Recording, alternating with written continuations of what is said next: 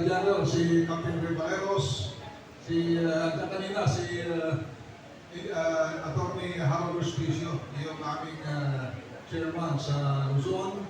Nandito po yung aming chairman sa Visayas at Mindanao ng UPI. Nandito po kami para suportahan ang ating mga magigiting na mga Brave 18 at saka yung kanilang mga kasama na Fearless 14. Okay? Dismayado po yung UPI dahil ang inaasahan po nating supposed to be Blue Ribbon Committee meeting ngayon ay hindi natuloy. Dahil alam naman natin, marami mga panggigipit, pangaharas, pananakot ang ginagawa ng ating gobyerno. Kaya itong ating mga ating itong mga senador ay hindi dumating ngayon. Andito kanina si Senator Raimi pero hindi pinapasok, umalis. Inaasahan natin sana dumating sila para po matuloy. At Senator Robin pala, hindi rin po. So ito po, nanganguluba na talagang magulo yung ating bayan kung ating mismo Senado ay nagkakaroon na ganyan. Merong dalawang Senate President. Merong dalawang Blue Ribbon Committee. Ang gulo-gulo, hindi malaman kung sino leader. Meron tayong Blue Ribbon Committee dito sa isang private na lugar, hindi doon sa Senado. Anyway po, hindi lang po kami sumusuporta sa mga Brave 18 na Fearless 14, kundi sumusuporta rin po sana natin dito sa Blue Ribbon Committee hearing, kaya namin po nandito. Sinusuporta po namin yung lahat ng mga kababayan natin na gusto malaman yung katotohanan dito sa nangyayari natin yung corruption dito. Anyway po, last month, nung nakarang buwan, ang UPI po ay nag-conduct ng no holds barred meeting. Itong no holds barred, ibig sabihin kung pagka sa boxing, pwede lahat, pwede siko, pwede na confrontation ito ng mga sundalo nito, ng mga Brave 18 sa mga seniors nila, hindi lang mga officers, kundi mga generals ng police, military. Andyan po yung mga dati mga first staff. Ang confrontation po na ito ay hindi lang ordinaryong meeting kung saan ang mga lower ranking enlisted personnel ay haharap sa kanilang mga commander o yung mga general. Ito ay dapat patunayan nila na ang sinasabi nila ay totoo. Lahat ng kanilang kilos na tanggalan, pati pikit ng mata nila, ino-observahan ng mga general na ito. Pati yung kanilang boses, malalaman nila kung nagsasabi sila totoo o hindi. Dahil marami po ang bumabati ko sa kanila.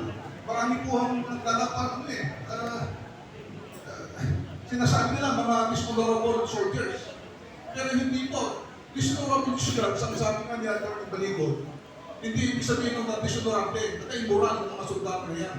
Marami po dyan dishonorable soldiers dahil nagawon. At bakit po siya nagawon? Dahil may problema sa pamilya, hindi nakabalik sa unit. Kaya ang tawag po doon ay dishonorable discharge. Ngayon, sila nandyan. Bakit sila lumabas? Bakit sila nag-akusa na ganyan? Bakit sila nagsasalita ng mga matitinding akusasyon sa mga matatas na pinuno sa gobyerno? Hindi dahil sa unang human, dahil sila ay mga Pilipino, mga sundalo. Yan ang gusto natin. Bakit sila magsisinungaling? Ano mapapalangan nila sa magsisinungaling sila? Kaya kami sa UPI naniniwala na mga itong mga sundalo nito na nag-aaral ng kanilang buhay, pati pamilya nila, ay nagsasabi ng totoo. Ito ang dapat malaman po ng buong sambayan ng Pilipino. Kaya pagpatuloy mo natin. Kaya wala man po dito yung mga senador, hindi man po natuloy yung ating Blue Ribbon Committee. Ang suggestion ko kay Congressman Mike sa kay Attorney Balibot, ituloy lang po natin. Okay? I-convert natin People's Tribunal, People's Court of People's Hearing na tulad dito. Kung saan, tulad ng ginawa namin doon sa tawag dito, no holds barred, pati kayo, mga audience, mga media, pwede kayo magtanong. Lahat ng mga gusto nyo itanong sa kanila, lahat ng mga mubukas na wala doon sa kanilang sinumpang salaysay, pwede kayo itanong.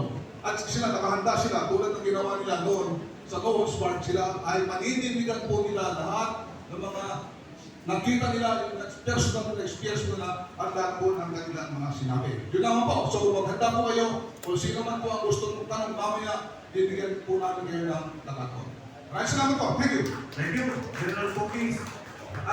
Balikan ko lang ulit yung sigurado lang ako. December 2, Tamarin. Opo, sir. 2024. Correct, sir. Yung December 5, 2024 din, sir. Alas magkasunod yan, sir. Tamarin ba o sa ibang lugar? Isa lang yan, sir. Dahil pinamarin pa rin. May Nara. Nara. Hindi ako napapiliwan doon, sir. O Tamarin ka pareho. Correct, sir. Okay.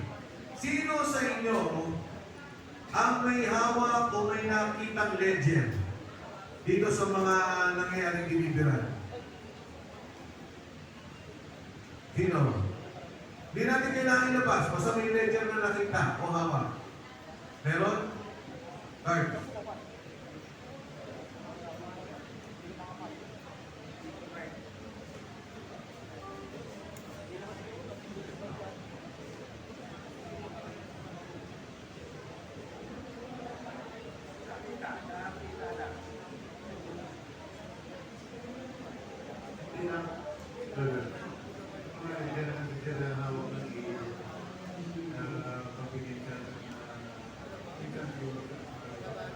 Wala tayong na-recover na retrieve na legend? Kahit isa?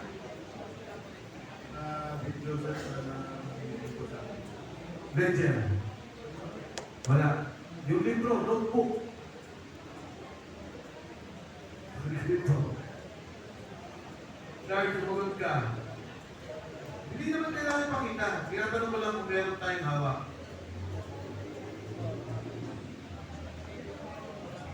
Nag-book, sir.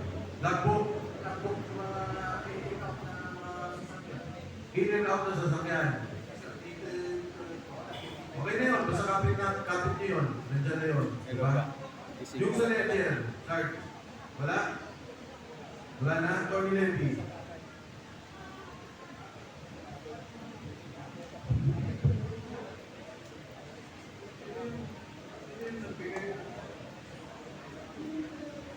Sinabi ni excited sa pag-ibig na. Kita na po yung mabel. Pero wala na kasi ito ang aking sumugin. Nakakita ko kasi maraming magaganda na doon ko nakita yung mga listahan. Nakita ko listahan ko sa namatandaan ko. Sige, sa mga tweet, may notebook kahit pa ba ng listahan at meron yung logbook. Kapit lang yun, basta importante yun sa mga darating na panahon. Ferdinand? Oh, okay. Pag may audience, may magtatanong. Ferdinand Mitran.